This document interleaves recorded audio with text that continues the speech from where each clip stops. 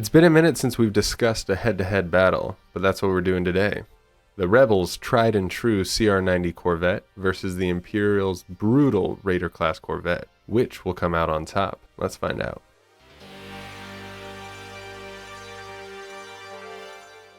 Now obviously, before we square up these two, we must discuss their specs. First on the list is the CR90 Corvette, developed by the always faithful Corellian Engineering Corporation.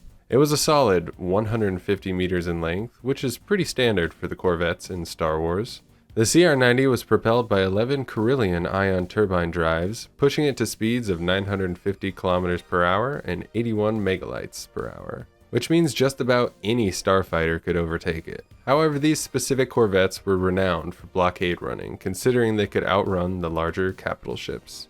It could be operated by a crew with as little as 46 to 165 members, with around 39 diplomats or various passengers. When in need of escape, the CR90 has 4 12-person escape pods and 8 6-person escape pods. Now that I say that, those could be 2 different configurations, or maybe they just have a lot of options to send their droids away on secret missions. What I do know for sure is that while these vessels weren't made for combat, they sure do a decent job in a fight.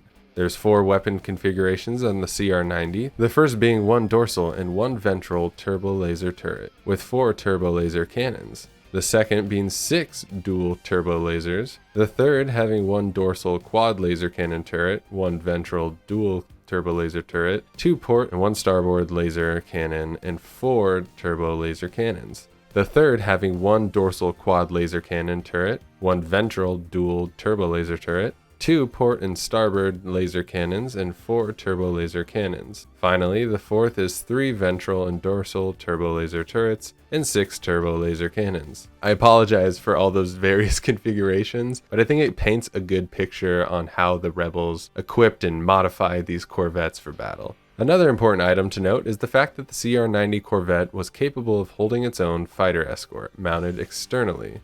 This typically included 3 RZ-1 A-Wings. Before we discuss the Raider Corvette, I want to end the CR90 discussion by saying these vessels really were made into capable support ships used within the Rebel fleet. They could carry a full company of Rebel soldiers and their own small escort. Not only that, they packed enough forward firepower to easily obliterate a Gazanti-class cruiser. But enough Rebel talk, let us move on to one of my favorite vessels. The Raider-class Corvette, unlike the CR90, has already received my praise on the channel. It was made famous thanks to Star Wars Battlefront 2, and I'm happy to talk about what makes this vessel awesome. The Raider Corvette was developed by Kuat Drive Yards, the longtime manufacturer for both the Republic's Navy and the Empire's Imperial Navy. It was the same size as the CR90 at 150 meters in length and operated by a crew of 16 officers and 77 enlisted, with the capacity to hold 30 troops or passengers. Along its starboard side was a small hangar able to hold up to 2 TIE fighters. With the Raider being primarily used for anti-starfighter purposes or as an attack craft platform, it came with 6 twin heavy laser cannon turrets, good for shooting down starfighters, light single turbo lasers for when you need to bring about some heavier laser fire, and ion cannons to disable the enemy.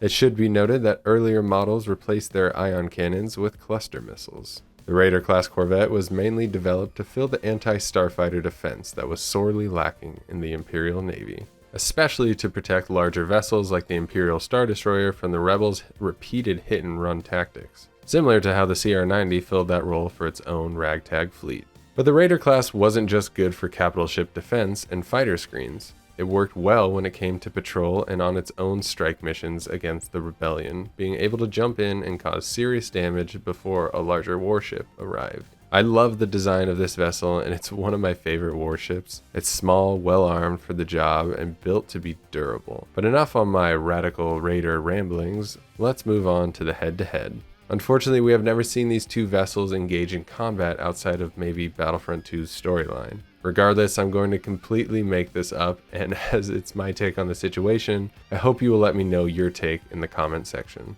Here we have it. A lone Raider-class Corvette is scouting the Outer Rim in search of Rebel activity. As it patrols, it picks up another vessel on its scopes. They advance towards the target to find a CR90 Corvette. The Corvette spots the Imperial warship and attempts to flee, hoping to escape into hyperspace. Unfortunately, the Raider class is able to block their escape and a battle begins. The light turbo lasers open up fire on the Rebel vessel. It returns fire and hopes to fend off its opponent. Unfortunately for the CR90, the Raider class has the advantage, and its ion cannons unleash on the 11 ion turbine engines. The Rebel Corvette, now without propulsion, attempts to fire on the enemy's weapon emplacements before its own reactor shuts down. However, with the sustained fire of the Raider's light turbo lasers and 6 heavy laser cannons, not to mention the ion cannons, the CR90 is disabled.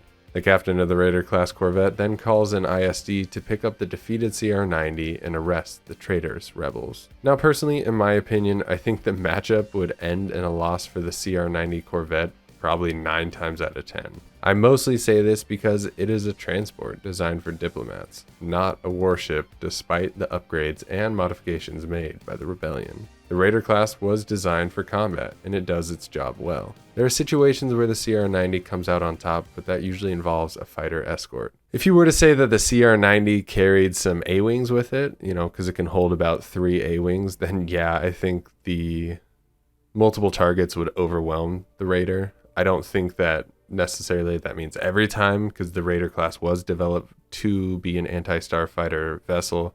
But I think sometimes that, considering the speed of the A-wings and, the fact that the Corvette would be free to open up fire on the Raider, I feel like in that situation, the Raider would probably lose. But if the CR90 is on its own, it's not going to win. I'm no expert, and I'm sure you all have some thoughts on how this would go down, so let me know in the comments below. I hope you enjoyed the video. Corvettes are awesome and definitely needed within a large fleet. If you have not subscribed, feel free to do so. I appreciate it. And like this video while you're at it. Have an amazing day, and may the Force be with you.